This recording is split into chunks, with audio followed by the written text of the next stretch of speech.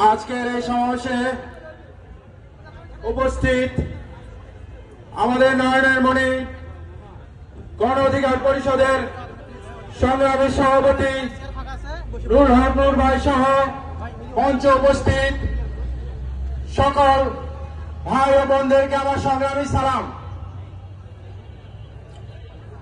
আমি আপনাদের এই ডেমরারি সন্তান।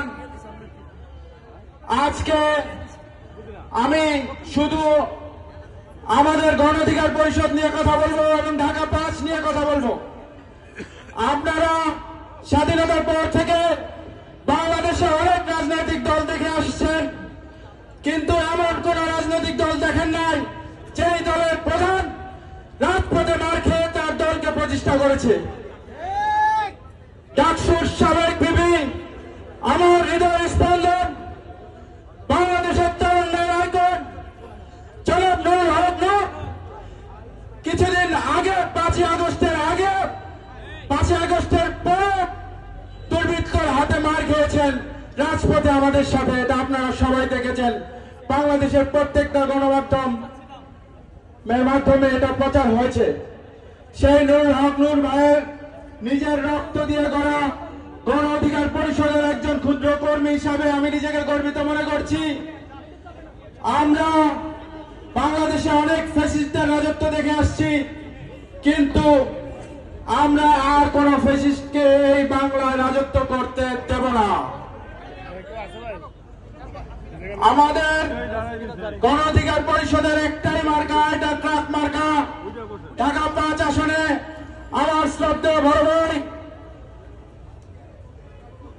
সৈয়দ ইব্রাহিম রনক ভাই ট্রাক মার্কায় মনোনীত হয়েছেন। আমাদের প্রাণপ্রিয় নেতা নুরুল হক নূর ভাই সৈয়দ ইব্রাহিম ভাইকে অনেক পরীক্ষা নিরীক্ষা করে ওনার হাতে ট্রাকের প্রতীক দিয়েছেন। আমি আমার ডেমরাবাসী সবার কাছে বিনীতভাবে অনুরোধ করব, আপনারা দয়া করে আমাদেরকে একটি সুযোগ দিবেন।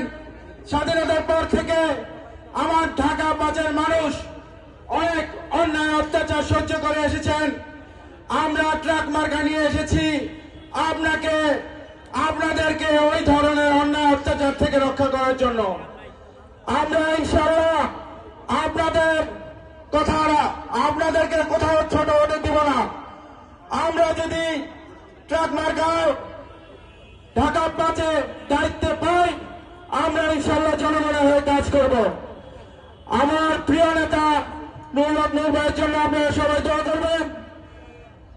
আমি আপনাদের জন্য দোয়া করি, আপনারা আমার ট্রাক মার্কার জন্য দোয়া করবেন। ধন্যবাদ সবাইকে।